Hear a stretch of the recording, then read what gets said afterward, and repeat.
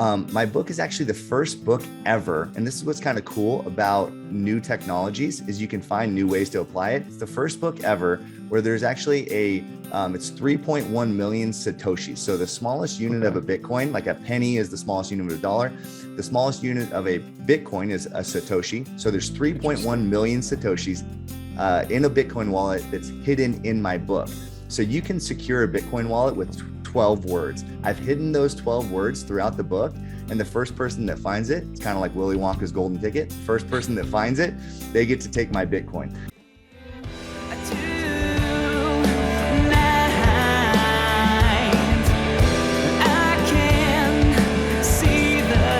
Please be so kind to support us by clicking the like button and subscribing to our channel to be notified of all future content.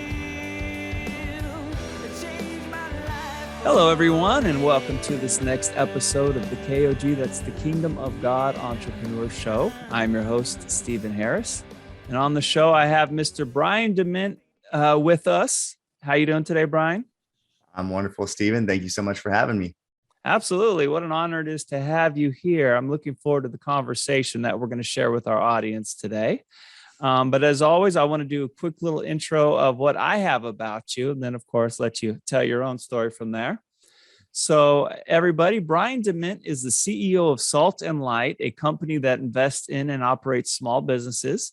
He's the former chief marketing officer of Ethereum blockchain and the debut author of Bitcoin Evangelism, a guide for going from 0 to 100 on Bitcoin and blockchain knowledge.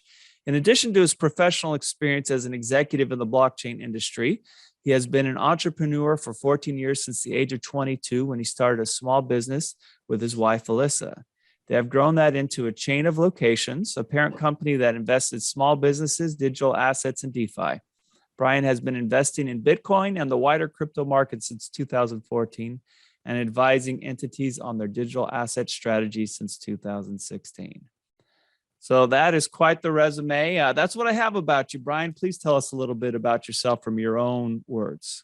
Well, I appreciate that. And, it's always better to have other people say nice things about you. So that's wonderful. So yeah, the reason why, I'm here today and doing a book tour right now is because I just released my book a couple of weeks ago. It's called Bitcoin Evangelism. So I've been in the space for years, and in Bitcoin and cryptocurrencies, you're a veteran if you've been in the space for 18 months or more. So the bar for being an expert is pretty low. So when somebody tells you they're a cryptocurrency expert, you really shouldn't be impressed. But I have been in the space for a while, and I've learned through.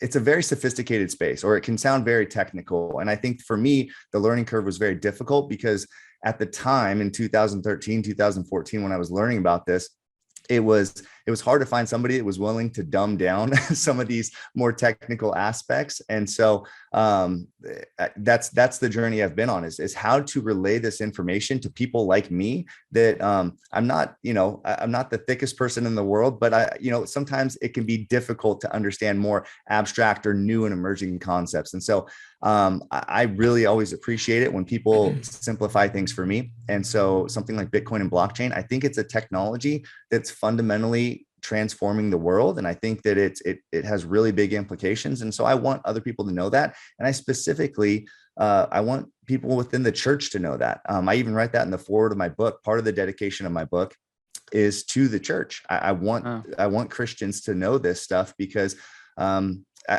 we'll get into this, but I think there's lots of implications for Christians in the church and the path going forward. Wow, thank you for sharing that. Yeah, there's so much to unpack. As I was telling you prior to, us hitting the record button here. So my undergraduate degree was in theology, and I had a number of years experience in ministry prior to that. And then the Lord called me to get my master's in business. And so as I was going in that master's of business route, I had to learn a whole new concept, which is much more practical, big picture, at least for the here and the now, right? And for fun, I'm one of those weird guys. For fun, I would get the teaching companies teaching on economics, right? I'd buy this 36-part CD series by a Harvard professor teaching about world economics, going to Milton Friedman and all these other guys, right? And they're talking about the fiat currency and the gold standard. And, you know, Robert Kiyosaki is one of my favorite guys. He talks a lot about the gold standard and stuff. So if you could, I mean, I know a little bit about Bitcoin and how this blockchain thing works, but if you could, in a nutshell, explain to the audience how this thing works. Yeah. Well, if I had to shotgun blast somebody with as much information in the shortest amount of sentences possible, what I would say is the first thing you need to understand is what is a blockchain. And in its simplest form, a blockchain is just an algorithm that removes third parties. That's it. You understand blockchain now. That's what it is. And so if Stephen and I want to interact, currently we need to go through intermediaries, third parties, fourth parties, fifth parties. For example, if I wanted to send you a Venmo payment, everybody thinks that's a person-to-person transaction. The only other time you can actually interact person-to-person is if we're right next to each other and we hand each other cash or a gold coin or something like that.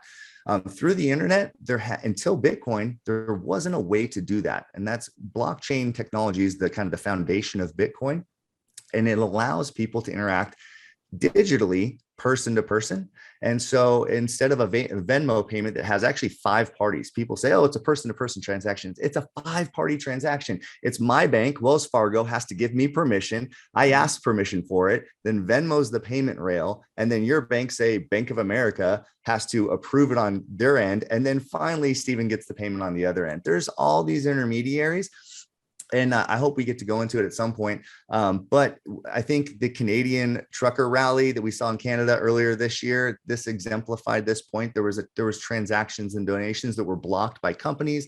There were transactions and donations that were blocked by governments. And so I think that showed a lot of people how important interacting peer-to-peer or person-to-person is. And again, at its most fundamental level, what is a blockchain? It allows 2 people to interact with no person in between. It's a computer algorithm. All it does, it has no bias.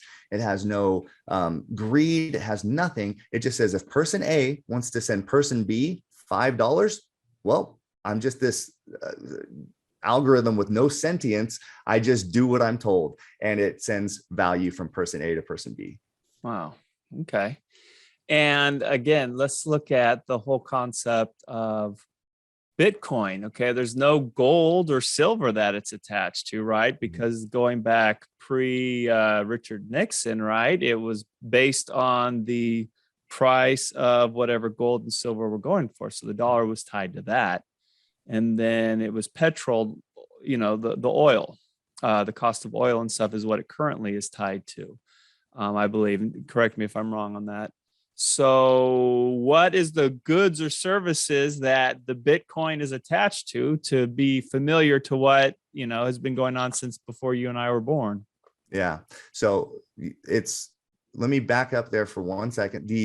It's the way that the petrodollar, so our US dollar, you're right, it is tied to oil, where it used to be tied to gold. There used to be a fixed ratio of gold to dollars. And so the government would set, okay, $35 an ounce or whatever. With oil, it's a little bit different. Essentially what the US did is they put themselves in a really strategically smart position. And all they did was they had to, instead of saying a barrel of oil equals, you know, $100, which there's a market value for a barrel of oil, but it doesn't quite work the same as the peg to gold. It's basically just the US said, hey, we want to create a lot of utility for the dollar. So because we have the biggest army, we're going to make sure everybody around the world, if you want to buy oil, you have to use dollars. And so that's what gives our dollar strength and power. And I'm somebody that thinks that currencies and fiat currencies are ultimately destined for hyperinflation. They do this all the time, but the US dollar, it's actually a very strong currency over the long term, even though we're seeing inflation right now. I think other currencies will probably collapse before the US dollar will, because of this strength it has by oil backing. But we're starting to see the deterioration of that. We're starting with these, you know, the Ukrainian conflict and things. So without getting too much off into the weeds, that's a whole really interesting concept itself. But yeah, the US dollar, I'm not a big fan of the US dollar, but there are some, if I'm going to steel man argument the US dollar, it's in a strategically strong spot because of that. But to your point, this is where I got hung up when I was coming to Bitcoin. I came at it from a very skeptical view because my family was a family of gold bugs. And so gold, hey, if the world goes to heck, I can use my gold and I could make a spoon out of it, or I can use it, I could sell it for industrial use or whatever, even though that's not really why people hold gold. We hold it as a store of value, but it's been around for 5,000 years. So it has a proven track record. That's where there's a bit of attachment, and it can be kind of hard for people when they make this leap into the digital realm. And it was the same thing that happened with the internet. People had a hard time leaping from the analog to the digital. But let me just explain why Bitcoin has inherent value, because of like what we talked about before. It's the only payment system in the world that it's immutable. So it's a payment ledger that can't be changed by anybody. There's no central authority over it. It's a decentralized payment network, so that if it's very resistant to attack. So if you were going to attack the network and try to corrupt the network, you would need to overpower or corrupt or put viruses on the computers of 51% of the computers that process the transactions for Bitcoin. The problem is, nobody knows where all those computers are. I mine Bitcoin. That's where that term mining Bitcoin comes from. It means that you're lending your computing power to the network to process transactions. I mine Bitcoin. I have no idea where all the other Bitcoin miners are. So if I wanted to hack those other miners, we don't know where each other are. So that's a fundamental difference. It's actually the most secure network in the world. There's no more secure database than the Bitcoin network. So it's highly secure, which is necessary if you're going to store the world's value on it. And it's censorship resistant, like we talked about before. If your government or the company that you're using or whatever doesn't like your transaction, then you're kind of out of luck. I had a missionary friend of me, a friend of mine told me one time, and I don't know if this is true, but it's just a good story. So sometimes those are the best things to pass along. He said, "Did you know on the black market what the two most purchased things are?" I said, "Nope, I have no idea." He said, "Heroin and Bibles." and I don't know if that's true, but it was interesting that he brought that point up. And he essentially said, yeah, he said, these, black markets, or, because we were talking about Bitcoin at the time and how Bitcoin was being used on the black market for both of those things. You could buy heroin with Bitcoin, or you could buy Bibles with Bitcoin in countries where it was illegal. And it just shows that these tools they're kind of these amoral tools where it's just like money. There's nothing inherently good or bad about it. It's the way that you use it. And so anyways, going back to that, this ability to be censorship resistant in your transaction, I think, is a very, very valuable proposition and very important proposition for not only just like individuals, but especially individuals in the church. The number one way that we can be coerced into doing things that are against our values, or doing things that are against our biblical principles, are by economic sanctions. We see that all the time in countries. They get economically sanctioned. They want to do something in their own country, but the United States or another bigger country comes along and says, nope, you can't do that. We're going to cut off your trade, or we're going to cut off your money supply. And then the bigger, powerful country gets to control the policies of the other countries. I'm really worried that could happen with the church someday. Churches are tax exempt organizations right now. If the church continues to speak about biblical principles in our current culture, it seems like really low hanging fruit to take away tax exempt status. And then even to go beyond that and to declare church donations and tithes as something that's unsavory to society. So being able to transact, this is an essential tool, I think, going forward for Christians. Wow. Yeah, no, that's so powerful that you said that. It's like the autonomy that goes back to ancient times, right? It's like it used to be people would just trade stuff, right? They would, here's cattle for food or grain or whatever, right? There was this back and forth. And then we eventually started using minted coins and things of that sort, right? And then we got to where it's like, oh, this piece of paper is worth so much. But I'm thinking back to as I told you earlier, we had a guest on before who was very staunch on the whole Bitcoin is the way forward, and it was kind of like very stern on that. do you believe the other coins like Ethereum, Doge, just other ones do have merit to them, because it's basically more of a concept than an original source? Mm-hmm. Yeah, I mean, I think that's a really good conversation to have. I personally would agree. All those attributes I just explained about Bitcoin aren't necessarily true with all other cryptocurrencies. Some of them are true, might have some characteristics of Bitcoin, but Bitcoin's the only truly decentralized blockchain. It's the most decentralized blockchain, and it's the most secure.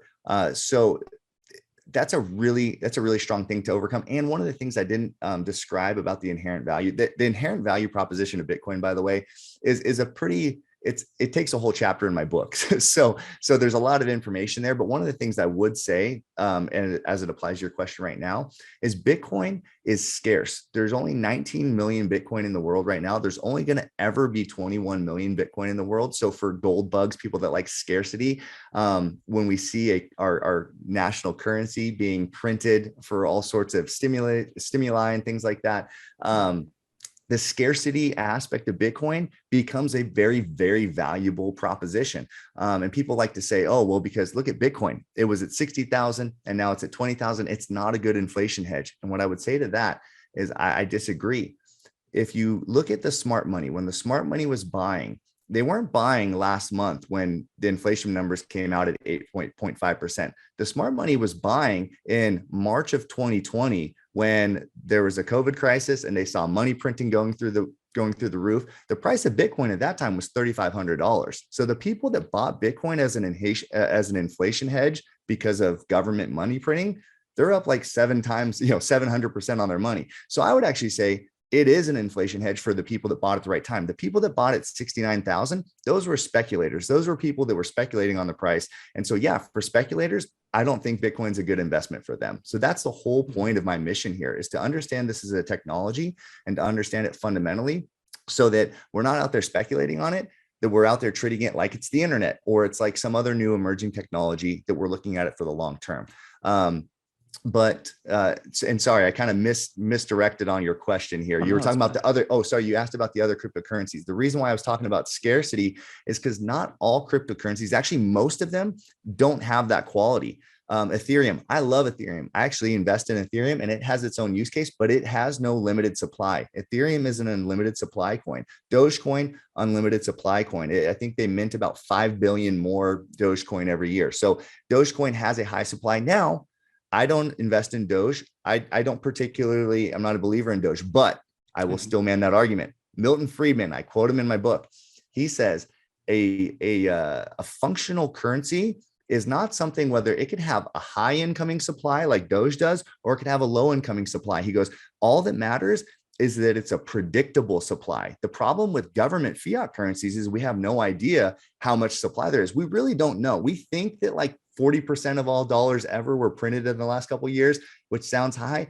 It could be 100% of all dollars. I mean, it obviously can't be 100%. It could be something higher than that. We don't really know because the Federal Reserve isn't transparent. At least with Dogecoin, you have transparency. You have the blockchain. So you know, okay, yeah, that we can plan our economy off of something where we know it's rules-based. The rules are defined ahead of time and everybody gets to play by those rules. That makes for a really moral and fair system. I mean, in our society, we have the left and right kind of arguing over things, but I think blockchain is one of those things.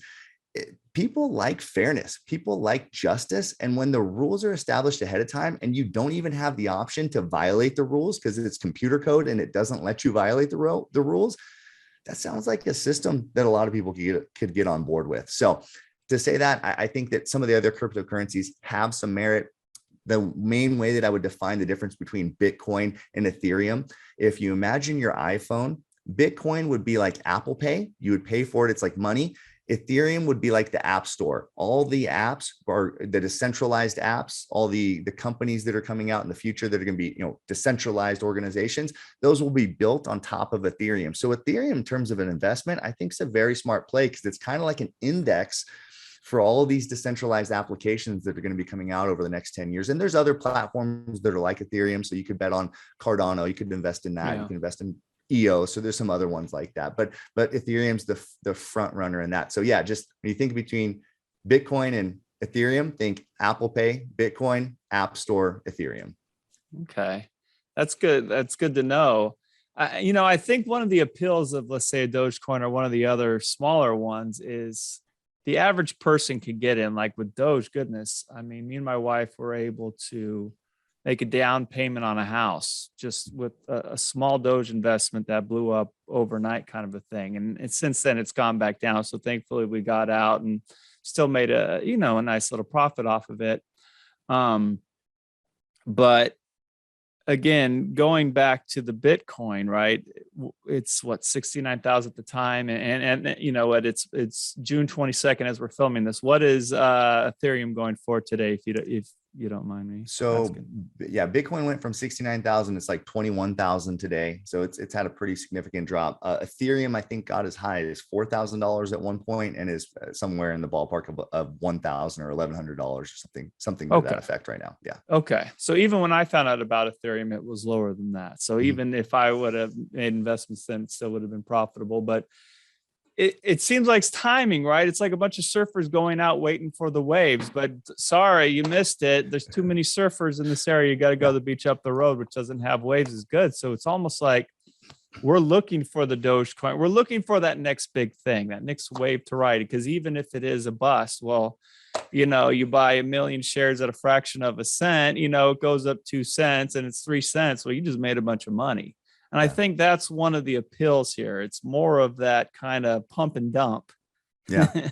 Yeah. You timed it well. I mean, yeah, that's the hard thing to argue against ever, when somebody has made a successful timing of the market. I'm not that smart. I don't time the market very well. I buy and hold over the long term. My trajectory is always 4 years or greater. And there's an interesting stat in the book.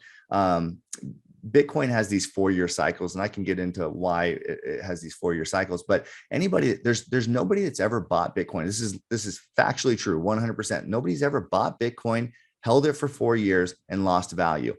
It's always gone up over the long term for Bitcoin and quite substantially. I posted a chart on my Instagram recently. And I guess let me go into it just to give some context. So the reason why there's 4-year cycles is Bitcoin has right now, there's about 900 new Bitcoin that get created every day. Every 4 years, that daily incoming supply gets cut in half. So we're about 2 years away from the next halving cycle. 2 years from now, it's going to go from 900 Bitcoin a day to 450 Bitcoin a day. When Bitcoin started, it was like 50 Bitcoin were getting created every 10 minutes. So it started with the high supply, and then every 4 years it goes down. Now, the first halving was in 2012. I think the price of Bitcoin was about $12 at the first halving. The second halving, 4 years later, 2016, it went from $12 to $650. The third halving was in 2020. The price was at, I think, $19,000 or $20,000. So it went from $12 the first halving, the second halving, $600, then to $20,000 the third halving. We're 2 years away from the next halving. I think we're primed to see a parabolic run up in this. So we're in the short term.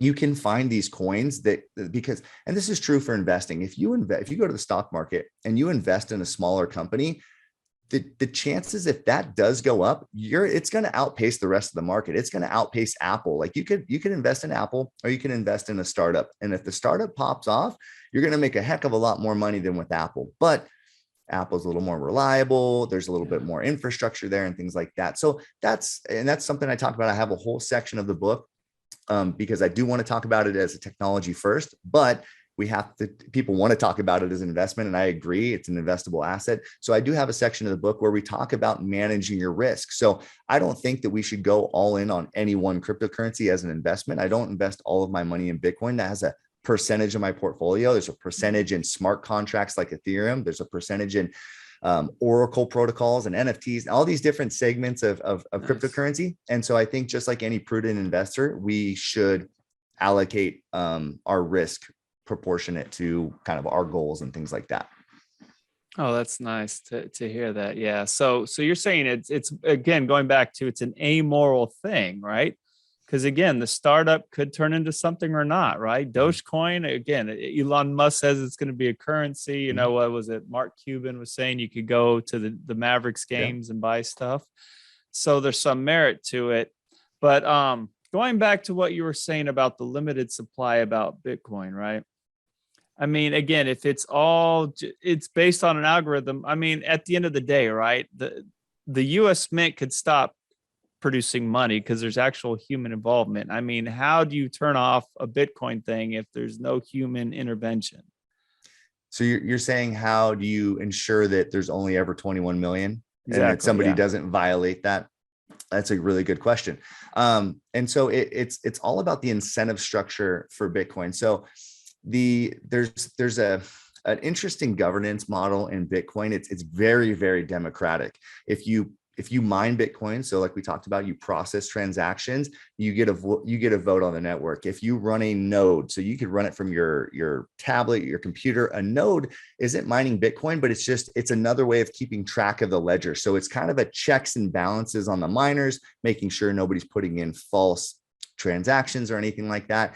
All of these people that are contributing to the network, they're getting financial incentives. So the miners get it because of their, they're actually getting Bitcoin rewards. The nodes are ensuring that their investments are safe and things like that. If you were to change the supply of Bitcoin, so say the miners and everybody got together and 51% of the network voted, hey, we want to make 50 million Bitcoin tomorrow. They could technically do that, but they're economically incentivized not to, because that strips the value proposition completely away from Bitcoin. So yes, while their coins, they would go, say all these miners had 100,000 coins yesterday, but now they're going to give themselves $500,000 coins. So they 5x their coins. They're going to lose a lot more in nominal value by doing that. So their 500,000 coins are going to be worth less tomorrow than their 100,000 coins are today, because there's not going to be market value. The whole proposition of Bitcoin is scarcity. And so the market would be flooded.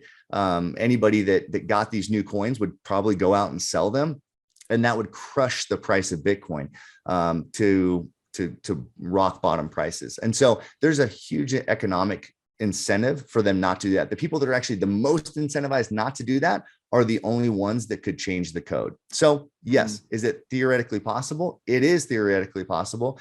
You could have, just 51% of, these millions of people just become crazy overnight and want to destroy the network. Yes, these weird kind of abstract things could happen. But I think that's one of the interesting things about Bitcoin. It appeals to our self-interest, or you could even say our greed. And I think let me wax poetic for a moment. I talk about socialism and capitalism a lot because the incentive structures for Bitcoin. Socialism says that we want to concentrate power because we want to trust in the altruism of the government. Capitalism says we want to decentralize that because we can't necessarily trust in other people. Both systems are fundamentally flawed. I like capitalism better, but both systems are flawed because at the end of the day, like you said, what the Bible says about people is that we're sinful and we're messed up people. And so both systems rely on that human structure. And so that's why you need to develop a system that is based around humans' fundamental flaw. We're all greedy when it comes to money. And so Bitcoin, all the rules are basically based on this idea that if you want to act against the network in a bad way, it's going to financially hurt you. It's going to exclude your transactions. If you try to put a bad transaction on the network, you're going to pay a cost for doing that. If you try to undermine the rules of the network, it's going to economically hurt you to do so. So acting in your own self-interest is the best way to make money in Bitcoin. Wow. My goodness, there's so much, so many different things we could talk about and go in all these different directions. We are running out of time, but if you could just in a nutshell you've been making mention about your book. Please tell us a little bit more about your book so that we can definitely send our viewers to check it out, purchase it, etc. Great. Well, I appreciate the forum to do this. So like I said, it's called Bitcoin Evangelism. As you know, evangelism means to share the good news. This is my evangelism on Bitcoin is much less important than our evangelism of the gospel, but it's essentially sharing a new way of doing things. Is kind of, the Webster's dictionary word of evangelism. So if you want to go buy the book, it's on my website, freshlymintedbooks.com. You can go on Amazon as well. So if you prefer Amazon, go ahead. There's an ebook on there. There's the paperback as well. I have hardcovers on my website, but yeah, it's freshlymintedbooks.com. My book is actually the first book ever. And this is what's kind of cool about new technologies is you can find new ways to apply it. It's the first book ever where there's actually it's 3.1 million Satoshis. So the smallest unit of a Bitcoin, like a penny is the smallest unit of a dollar. The smallest unit of a Bitcoin is a Satoshi. So there's 3.1 million Satoshis in a Bitcoin wallet that's hidden in my book. So you can secure a Bitcoin wallet with 12 words. I've hidden those 12 words throughout the book. And the first person that finds it, it's kind of like Willy Wonka's golden ticket. The first person that finds it, they get to take my Bitcoin. And so nobody's ever done that before. And it's just a cool application of this technology that hopefully helps illuminate how wallets and these types of things work. And going back to real quick on that, when I was explaining Satoshis and we were talking about Dogecoin and these small units of currency, I really encourage people, when you hear Bitcoin, don't think about owning a whole Bitcoin. There's only 21 million Bitcoin ever, right? There's 45 million millionaires in the world, not even billionaires, not even other wealthy people. Not even every millionaire can have an entire Bitcoin. But these Satoshis, these are things that are going to be, I think, reach parity with the penny. And so you think about this 3.1 million Satoshis, we could be talking about, $300,000 or a $30,000 Bitcoin wallet that I have stored in this book. And so it's really impactful for people to think in terms of buying Satoshis rather than whole Bitcoin. You're not going to go out and you're not going to buy anything in the future with a whole Bitcoin. It's going to be worth too much. But these Satoshis, every dollar that you put in is going to go a lot further when you hold it in something that isn't inflating. It's opposite. It's deflating. It's appreciating in value every day that you hold it. I have never heard anybody explain that. I've heard of Satoshis, but again, it's like every other day there's some kind of new crypto out. Yeah. And that makes perfect sense because I personally have struggled with that idea because, again, it's like you had to get in at the right time. Now you have this huge bar of gold called a Bitcoin, and you're waiting for the computer to break it down, or like Robinhood or something like that, where you put, $300 in and it's 0.000003, whatever, Yep. And that's like so depressing. It looks like you got nothing out of it, but you think in Satoshis, I guess if it comes to investing and somebody says, okay, I want to be an investor, I can't wait to be a millionaire. It's kind of like the same people that get into Bitcoin and they say, I want to invest in Bitcoin. I want a whole Bitcoin. It's like, yeah, you know what? You don't need to be a millionaire today. You can work up to it. Start small. So the Satoshis are a really good way of thinking about it. That's huge. Wow. I'm very interested in that. And anyway, so thank you for that advice. But as always, I ask every entrepreneur on the show, is there any advice you'd give a new or aspiring entrepreneur? Yeah, I remember probably the number one thing that I did as a new entrepreneur is that I played everything so close to the vest. I remember when I'd go into business negotiations or any kind of business interaction, I always felt like I had to hide my cards and I couldn't be transparent. I've found that over the years, the best negotiations I have are when I tell people up front, this is what I'm looking for. This is what I need. And not that you have to start with your best and final offer or anything like that, but just be open and honest about what you want to get out of a business deal or out of an interaction, because it actually takes a lot of the stress away. It doesn't make it as much of a conflict. And it's any business deal, both parties need to walk away happy. You don't want to get such a good deal that the other person never wants to do business with you again, and vice versa. You want a deal that keeps you guys in this business relationship for years. And the best way to do that is by being open and honest and just saying, hey, this is what I need. What do you need? Okay, how do we get there? Wow. I love it. So in a sense, set your expectations in advance, and then there's not going to be many surprises because of that, right? Yep. Yes, sir. Love it. Yeah, it's one of my philosophies. Well, good. So would you mind saying a prayer for our audience before we close out today? I would love to. Thank you, Stephen. Heavenly Father, I just pray that you can give us clarity as we look at new things, and that we, even when we get excited about things, I always need to remind myself of this. When I get excited about something like Bitcoin, I want to bring it back to your word. When we get excited about business, may we bring it back to your word and see what you have to say about it, and not try to cram something in where it doesn't belong. But I pray that we seek you first and let your path be set by you, not by us. In Jesus' name, amen. Amen. Well, Brian, thank you so much for joining us. And I hope we can have more of these conversations as time goes on. I really enjoyed this, and I feel like you're the first person I've talked to about this that actually broke it down in a way where it seems like a viable option. Mm-hmm. Again, what is it, Shitoki or whatever it's called? Satoshi. Yeah. Satoshi Nakamoto was the pseudonymous creator of it. And so they named the smallest unit after him. That is awesome. Well, great. Well, thank you so much. And this is a pleasure. I appreciate the forum again. And you're a great host. Appreciate the questions. Thank you so much. Absolutely. Well, thank you, sir. And to the audience, I want to thank you all for tuning in to this episode of the KOG Entrepreneur Show.